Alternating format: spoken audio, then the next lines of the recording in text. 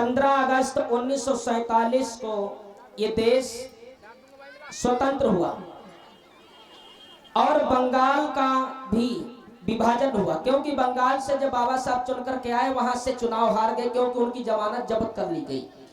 तब 15 अगस्त 1947 को ये हमारा देश स्वतंत्र हुआ और डॉक्टर बी.आर. अम्बेडकर की सदस्यता समाप्त हो गई। फिर से उन्हें बंबई प्रादेशिक विधानसभा से चुना गया। देश की सेवा करने का उन्हें यहाँ स्वर्णिम अवसर प्राप्त हुआ।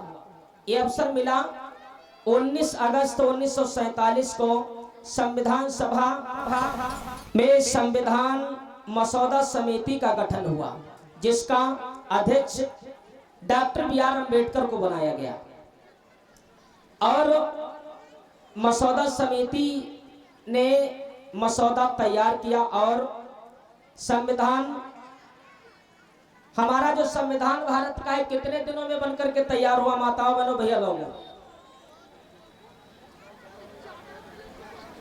क्यों बताया गया है?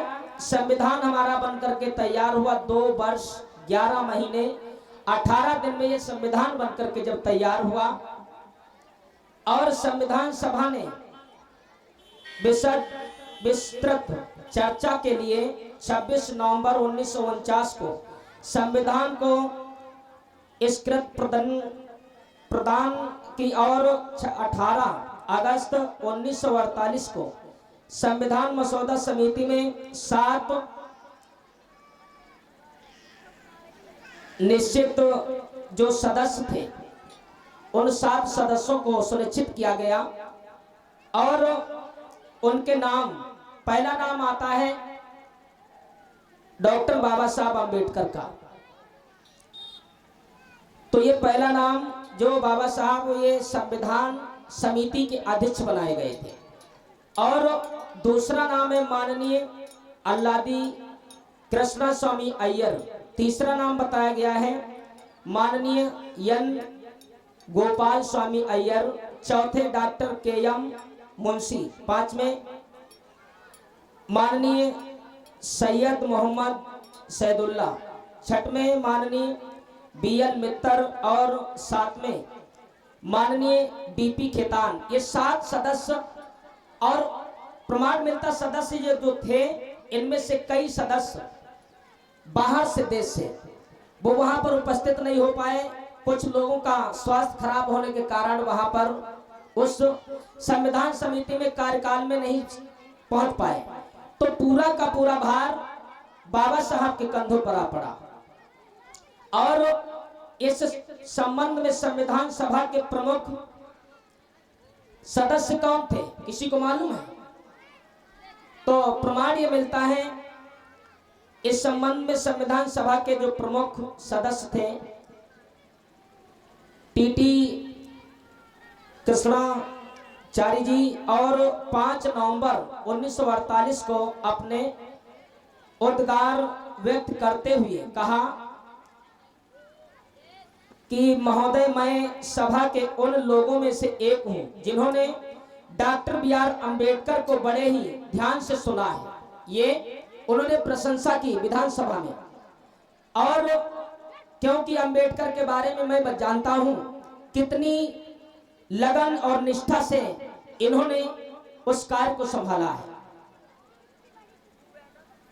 जितने भी सदस्य थे उपस्थित नहीं थे, उन सभी को एक व्यक्ति ने ही इस कार्य को संभाला है। तो ये सब चलता रहा और जो संविधान हमारा था, भारत का संविधान, तो 26 नवंबर 1949 को संविधान सभा ने भारतीय संविधान पारित किया। कब हमारा संविधान पारित हुआ? 26 नवंबर 1949 को।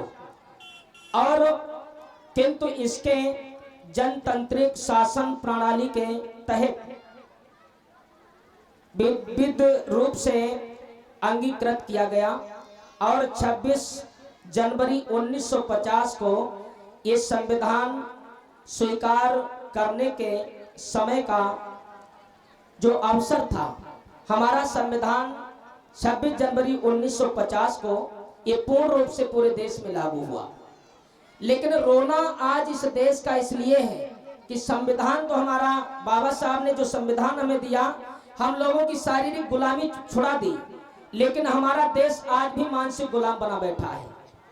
लेकिन वो मानसिक गुलामी, अब सोचो भगवान बुद्ध की पूजा करेंगे नागेंद्र भैया, तो भगवान बुद्ध हमारे घर एक ट्राली गेहूं लेकर के आएंगे, या बाबा साहब की हम पूजा करेंगे तो बाबा साहब एक ट्राली धान लेके आएंगे।